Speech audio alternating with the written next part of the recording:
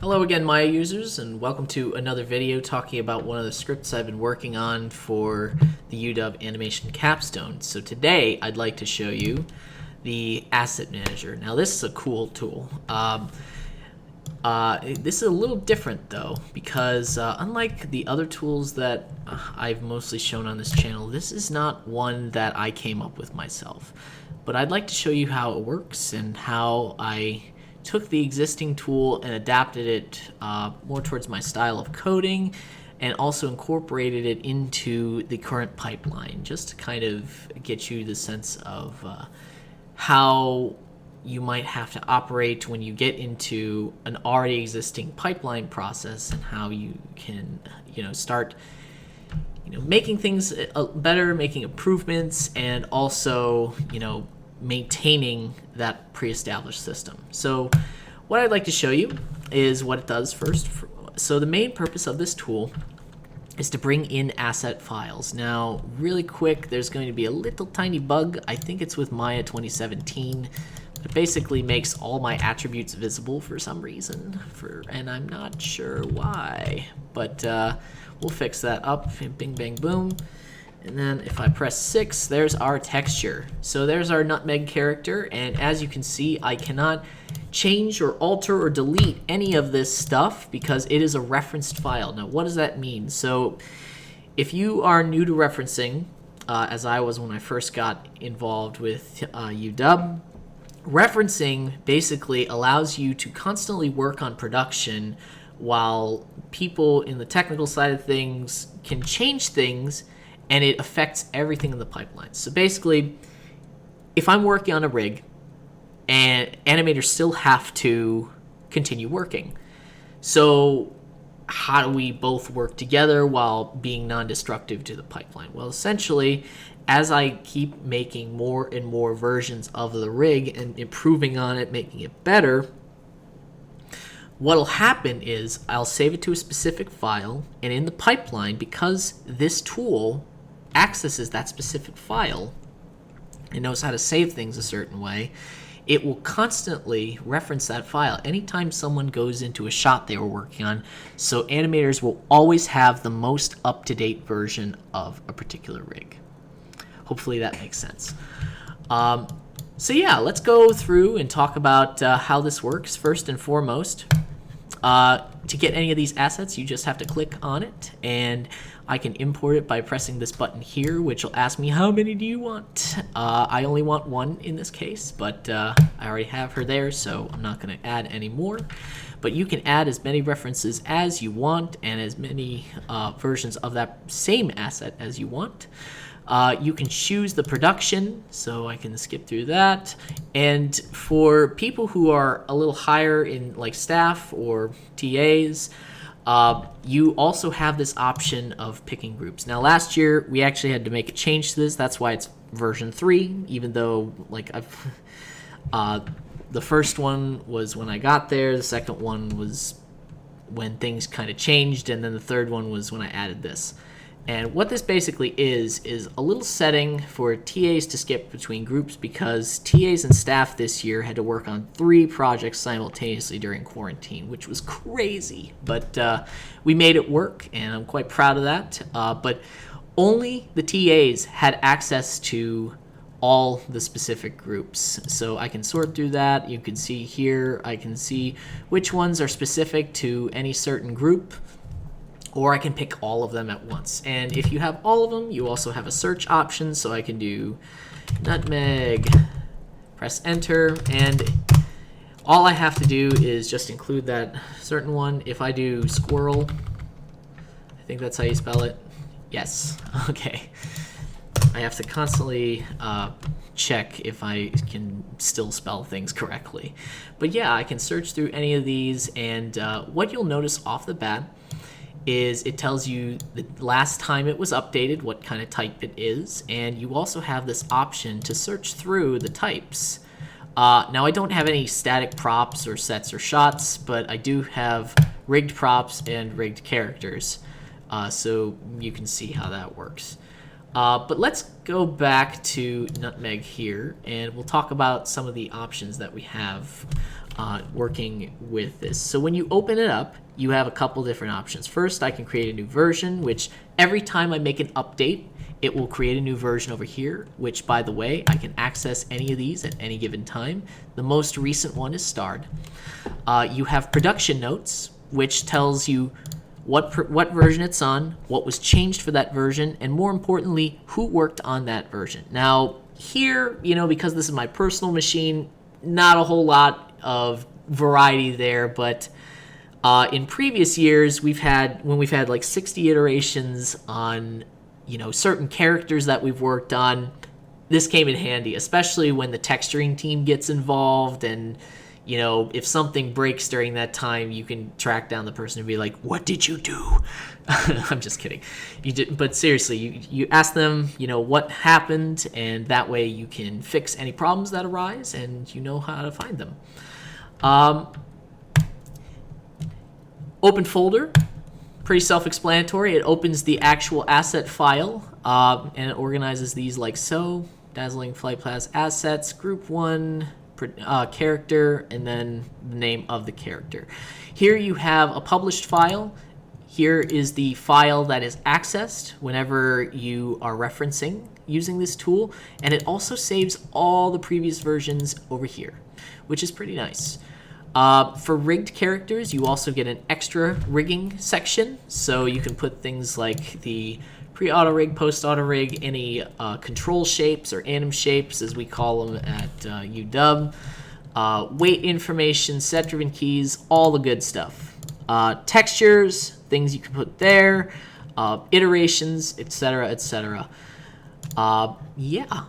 So if I go back here, the last thing I want to show is that you can also update your image, which I need to do here because having her up and to the left is a little, it bugs me. So I'm going to take a picture. Okay, and sometimes this works, sometimes it doesn't, but I will turn off my shapes here, and yep, they don't show up, which is good. And then if I hit save image, that's when it actually will overwrite that previous image. But if I just hit back, it goes back to the way it was. You can see that slight upshift. So I'll take a picture, and then I'll hit save image, and now it changes the thumbnail, and it changes the actual large image itself. Cool. Speaking of the thumbnail, if I were to press on that, you get a short little preview before you open the file itself. I don't know how fast students tend to work, but if they're just browsing and they don't want to waste time, boom. Oh, that's the cube dude. Let me open him up. Pretty cool stuff. So let's talk about a few of the other options here. So for things like static props, sets, and shots, pretty self-explanatory. Not a whole lot goes on with those. If I were to open the actual file, it's just going to go to the regular file. However, with rigged characters specifically, this is a thing I added from the first version. The first version would go straight to the published file, and that's a problem for a whole host of reasons. So I wanted to either have it open the most recent version, or in the case of rigged files, I want to have quick access to the pre-auto rig without having to use Maya's native open command and track it down using the open folder button on this asset. I just want to go straight to it. So I added this little option here.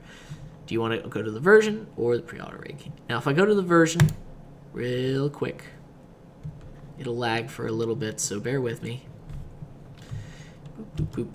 There we are. So this is the unreferenced version, and it's going to the most recent one, version 3. And as I said before, I can choose another one of these, and it would go to that one. So if I hit version 1, it'll go to the blank file, which is nothing there. Version 2 has the first version. I think it's untextured in this version, if I recall correctly.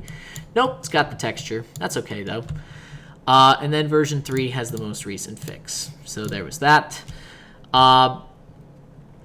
But if I'm working on making a new version of this, I want to go to where it was before it was re-rigged. So if I go to open pre-auto rig, you'll go to the version that has all the bones, no controls, and how it was before it skinned.